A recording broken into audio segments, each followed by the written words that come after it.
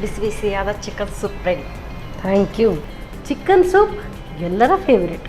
ಇದಂತೂ ತುಂಬ ಚೆನ್ನಾಗಿರುತ್ತೆ ಚಳಿಗಾಲಕ್ಕೆ. ಎಸ್ಪೆಷಲಿ ಇದರಲ್ಲಿ ಬೆಳ್ಳುಳ್ಳಿಯ ಫ್ಲೇವರ್ ಘಮ ಹೊಡಿತಾ ಇದೆ. ಮೊದಲಿಗೆ ಬಾಣಲಿಗೆ ಸ್ವಲ್ಪ ಪ್ರೀಮಿಯಂ ರಿಫೈನ್ಡ್ ಸನ್ಫ್ಲವರ್ ಆಯಿಲ್ ಹಾಕಿ ಕೋಳಿ ಮಾಂಸವನ್ನು ಹುರಿಯಿರಿ. ನಂತರ ಟೊಮ್ಯಾಟೊ, ಈರುಳ್ಳಿ, ಅರಿಶಿನ ಪುಡಿ, ರುಚಿಗೆ ಅನುಸಾರವಾಗಿ ಉಪ್ಪು, ಬೆಳ್ಳುಳ್ಳಿ, ಜೀರಿಗೆ ಹಾಕಿ ಬೇಯಿಸಿ.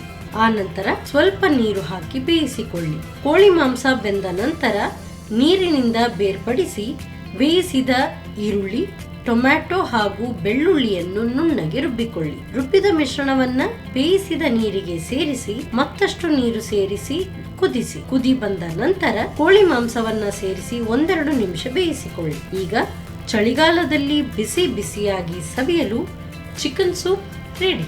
ನಮ್ಮ ಟಿವಿ ಕರಾವಳಿ ಕರ್ನಾಟಕದ ನಾಡಿಮಿಡಿತ.